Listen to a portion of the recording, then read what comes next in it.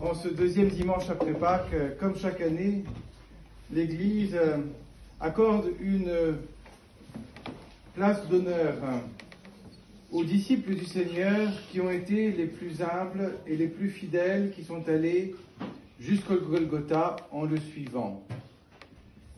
Il s'agit des femmes mirophores, de Joseph d'Arimathie, de Nicodème, qui ont accordé au Seigneur les derniers soins. C'est-à-dire, ils ont eu le courage d'aller demander son corps et de s'en occuper, de l'enterrer, de faire tout ce que l'on fait pour un défunt et un proche. Parmi ces femmes mirophores, eh bien, nous voyons un certain nombre de personnes qui ont, tout au long de l'Évangile, été presque invisibles. Il en est très peu question dans l'Évangile de ces femmes, un petit peu seulement. Il est dit, il y avait des femmes qui suivaient Jésus et certaines qui le servaient de leurs biens. Parce que certaines de ces femmes avaient quelques biens qu'elles ont décidé de consacrer au service, au ministère de Jésus, parce que, représentez-vous les choses concrètement, le Seigneur se déplace avec un groupe de 12 apôtres, ça fait déjà 13 personnes, et puis il y avait d'autres personnes encore qui le suivaient tout le temps. C'était quasiment une petite foule qui se déplaçait avec le Seigneur. Et donc, on a quelques échos, n'est-ce pas, des aspects pratiques de ce ministère. On connaît, n'est-ce pas, on se souvient bien du miracle de la multiplication des pains. Donc là, il y a eu une gestion miraculeuse d'un côté pratique, qui est tout simplement le fait que les gens ont faim, on a faim, au bout de quelques heures, on a besoin de manger.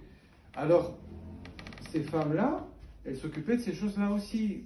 Il n'en est pas beaucoup question dans l'Évangile, mais il y a un aspect pratique à toute cette œuvre de prédication du Seigneur, et il y avait donc ce groupe de femmes qui s'en occupait, très discrètement. Et aujourd'hui, ces femmes sont à l'honneur parce que elles l'ont suivi jusqu'au bout, alors que les apôtres, eux, eh bien l'un d'entre eux a renié, il a pleuré amèrement, oui, et puis, mais les autres, ils étaient absents, ils se sont enfuis. Il y en avait un seul qui était avec les femmes mirophores auprès de la croix, c'est Saint Jean l'apôtre. Il fait partie de ce groupe que nous vénérons aujourd'hui, dont nous célébrons la mémoire. Saint Jean l'apôtre fait partie, voilà, de ce groupe-là. Alors, ces personnes, elles resplendissent par leur grande humilité et discrétion. Et je dirais qu'aujourd'hui, l'Église nous invite à tourner nos yeux vers ces personnes-là et à refléter dans nos vies cet exemple d'une extrême discrétion, dévouement, fidélité.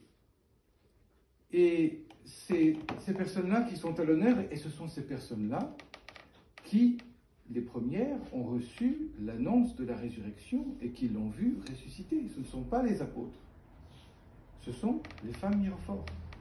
Ce sont les personnes, ce sont elles-mêmes qui sont allées annoncer aux apôtres sa résurrection. Alors que les apôtres étaient avec le Seigneur tout le temps. Certains d'entre eux ont vu la transfiguration, certains d'entre eux ont vu comme il a ressuscité la petite fille de Jaïr, Ils l'ont suivi tout le temps, ils ont bénéficié de ses enseignements, je dirais, les plus proches. Et voilà qu'au moment de l'épreuve, la plus dure, le Golgotha, sauf Saint Jean, tous ils s'échappent. Et le Seigneur leur dit, vous allez me retrouver en Galilée. C'est une façon de les réparer, parce que la Galilée, c'est l'endroit où les apôtres ont rencontré pour la première fois le Seigneur. C'est là où ils ont vu ses premiers miracles, entendu ses premiers renseignements, senti la grâce immense qui venait de lui. C'est le lieu de la rencontre bénie, la Galilée. Et le Seigneur les a invités à aller là-bas, parce que c'est de cette façon-là que eux pourraient retrouver en réalité leur positionnement qui a été perdu au Golgotha puisqu'ils n'étaient pas là. Parmi ces femmes mirophores, ces personnes les plus fidèles, il y en a une qui a tenu à être aussi peu mentionnée que possible dans les évangiles. On sait que les évangiles, surtout celui de Saint Luc, a été écrit d'après ces récits. Il s'agit de la toute sainte Mère de Dieu. Et